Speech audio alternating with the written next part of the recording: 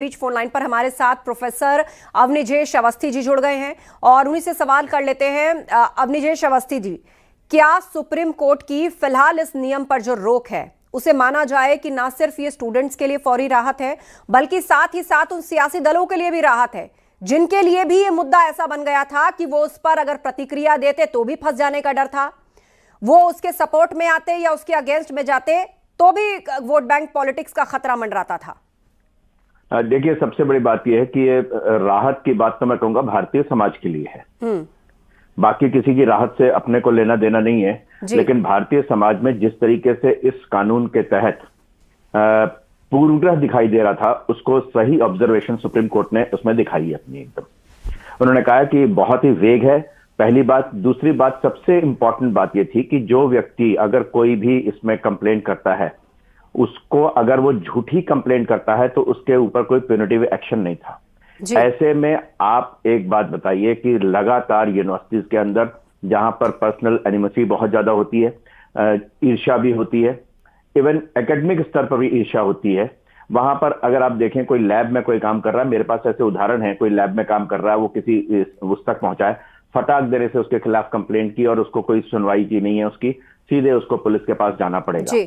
तो ये बात बड़ी साफ सी है कि सुप्रीम कोर्ट ने भारतीय समाज के उस स्वरूप को, जिस स्वरूप में एक समय कहीं, और एक बात बड़ी साफ सी है कि इस समय ऐसा है भी नहीं वास्तव में। इस समय केंद्रीय विश्वविद्यालयों की तो बात मैं जानता हूं, वहां पर इस तरीके की नहीं है। जिन दो आत्महत्याओं का के आधार पर इसको डाला गया था, बिल्कुल बिल्कुल, और आपने बहुत ही अच्छी तरीके से इसको एक्सप्लेन किया कि ये भारतीय समाज की जीत है। जिस तरीके से एक स्टूडेंट लेवल पर अगर इस तरह का डिस्क्रिमिनेशन प्लांट हो जाता तो ये निश्चित रूप से समाज के लिए बिल्कुल अच्छा नहीं होता, और सुप्रीम कोर्ट ने भी उचित टिप्पणी इस पर की है कि भाई यूनिवर्सिटीज के अंदर, शैक्षणिक संस्थानों के अंदर देश की एकता दिखनी चाहिए।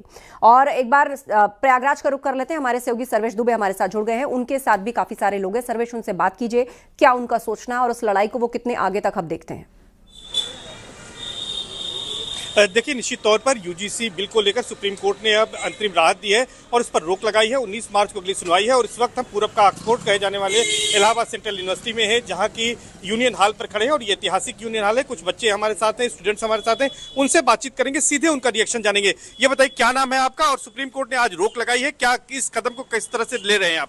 मेरा नाम अनुराग यादव है और जो माननीय न्यायालय ने एक याचिकाकर्ता की याचिका स्वीकार करते रोक लगाई है और उस पर अगली सुनवाई 19 मार्च को होनी है। तो मेरा मानना है कि बहुत लंबे समय बाद ओबीसी एसटी के साथ जो लगातार यूनिवर्सिटी में शोषण होता रहा उसके लिए मंच दिया गया था, तो इसको रोक लगाना मेरे हिसाब से गलत है और मैं माननीय न्यायालय से निवेदन करूंगा कि जो तमाम सबूत हैं, जो एविडेंस, उनको सुनने के बाद इस निर्णय को यथासंभव लागू करने का प्रयास करें। आपको क्या लगता है इसमें क्या होना चाहिए?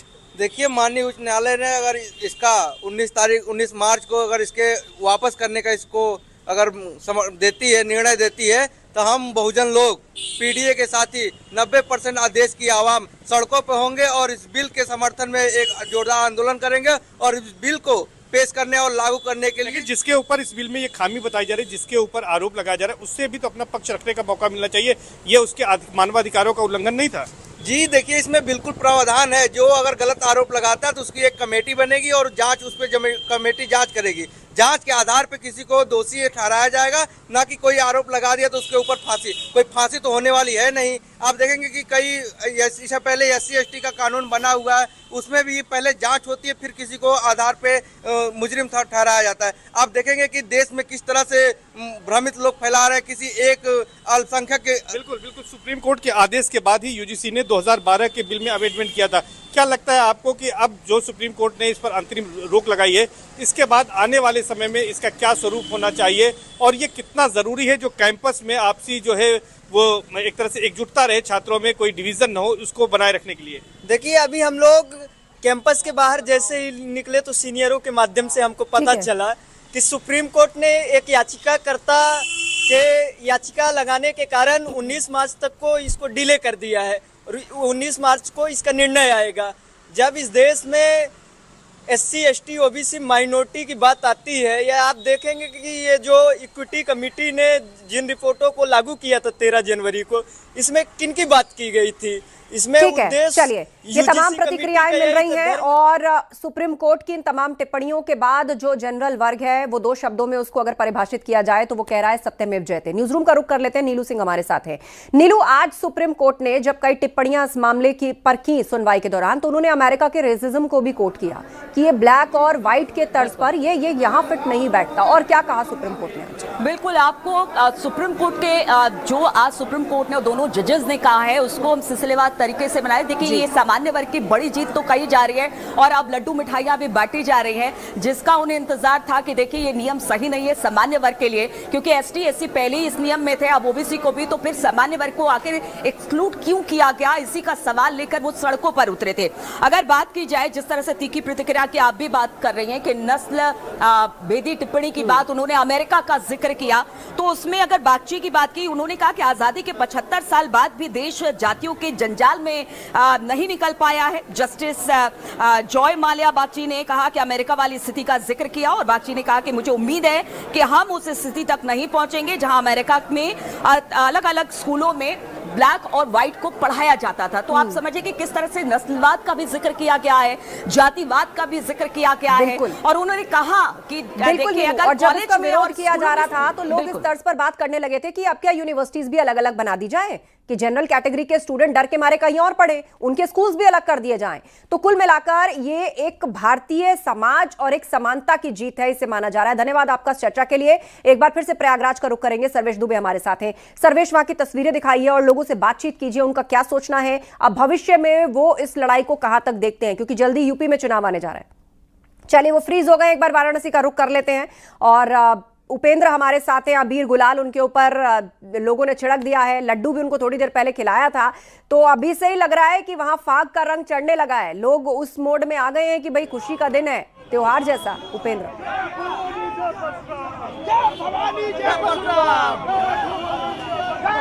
देखिए बिल्कुल 1 तारीख से फागुन 2 दिन पहले ही आ गया, लेकिन फागुन 2 दिन पहले इसलिए आया है कि एक काला कानून, अगर काला स्याही नहीं आया होता तो आपको गुलाल नहीं देखने को मिलती। इनको अफसोस होना चाहिए कि आपको हम सत्ता पे पहुंचाए हैं, आप हमारे ही सीने में खंजर भोंक रहे हैं। एक सवाल उस बीच में आप लोगों की तरफ से एक मांग ये भी उठने लगी थी कि जनरल के स्कूल अलग कर दिए जाए, ये हो जाए, ये सब भी तमाम तरह की मांग। भैया, मैं ये बातें उन लोगों के लिए बता रहा था कि एक बार यूरोपियन कंट्री में काले और गोरे में बहुत बड़ा मतभेद हुआ था। कालों ने कर्म करना चाहा, उन्होंने कहा मुझे वही स्कूल चाहिए, मुझे वही अध्यापक चाहिए, मुझे वही सिस्टम चाहिए, मुझे वही व्यवस्था चाहिए, और उन्होंने गोरों को बीट किया।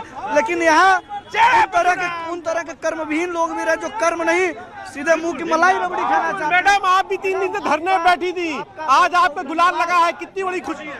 बहुत ज्यादा खुशी है मुझे न्याय पर, और अपने जो मैंने पहले ही अपील किया था, हमारे जो प्रधानमंत्री, मुझे पूरा भरोसा है और इस भरोसे पे हम कहीं न कहीं खरे उतरे हैं।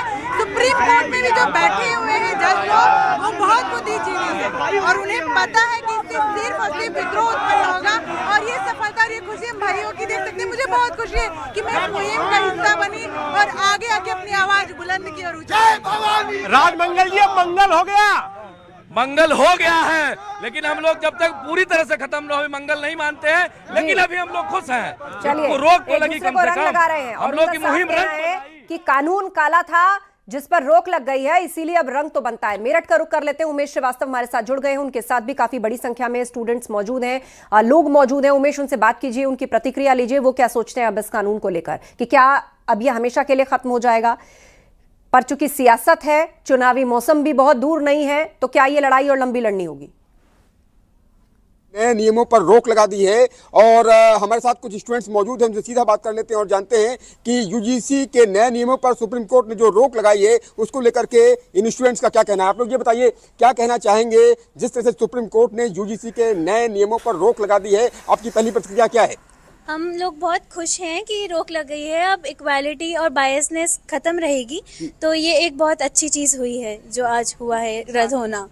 मैं ये बोलूँगी, क्या कहना चाहेंगे आप? मैं ये बोलूँगी कि जो यूजीसी की पहली गाइडलाइंस थी उससे डिस्क्रिमिनेशन और बढ़ता, इक्वालिटी और ज़्यादा कम हो रही थी, और या सही किया है, मैं खुश हूँ जो अब सुप्रीम कोर्ट का जो आदेश है। 19 मार्च को सुनवाई की अगली तारीख दी गई है और आप बताने कि आप लोग बहुत खुश हैं। कई जगह प्रदेश में और देश के अलग अलग हिस्सों में रंग लगाया जा रहा है, एक दूसरे से खुशी का इजहार किया जा रहा है। आप क्या कहना चाहेंगे इस विषय को लेकर के? कितना इंपॉर्टेंट मसला था और सुप्रीम कोर्ट ने जिस तरह से रोक लगाई है वो बहुत जरूरी कदम रहा। इंडिपेंडेंस के इतने साल बाद यही जरूरी था कि हम लोग इक्वालिटी की तरफ ज्यादा जाएं। यूजीसी की गाइडलाइंस के हिसाब से इक्वालिटी बहुत कम हो रही थी क्योंकि यूनिवर्सिटी स्टूडेंट्स के बीच में आपस में एक रेज की फॉर्मेशन हो रही थी। इस वजह से कम्युनिटीज के बीच में इसकी वजह से ये इम्पैक्ट आएगा और इक्वालिटी कम ज्यादा बढ़ेगी, उसी की मेरी आशा रही। आप लोग सुप्रीम कोर्ट के इस निर्णय पर तालियां बजा रहे हैं, क्लैपिंग्स यहाँ पर हो रही हैं, तालियां बजा करके स्वागत किया जा रहा है। आप क्या कहेंगी? आप लोग क्लैपिंग्स कर रहे हैं कि सुप्रीम कोर्ट का जो ये निर्णय आया है और जिस तरह से कहा है कि भाई इन नए नियमों पर रोक लगती है और नोटिस जारी कर दिया है यूजीसी को और केंद्र को, क्या कहना चाहेंगे? मैं यही कहूंगी कि सुप्रीम कोर्ट ने जो आज एक्शन लिया है, हमें अब लग रहा है कि स्टूडेंट के बीच में जो बायसनेस क्रिएट हुई थी before 2-3 days, it was now about to be cancel. अब हमें ज्यादा खुशी होगी कि सारे बच्चे हम now we are equal to each other. There is no such things कि तुम्हें आसानी होगी, हमें प्रॉब्लम होगी because of this UGC act. We are happy with the decision of Supreme Court ने यह भी टिप्पणी की है कि जाति विहीन समाज होना चाहिए और ऐसी जो बातें थी, जो नए नियम थे, उसको लेकर के टिप्पणी करते हुए ये कहा है। क्या कहेंगे?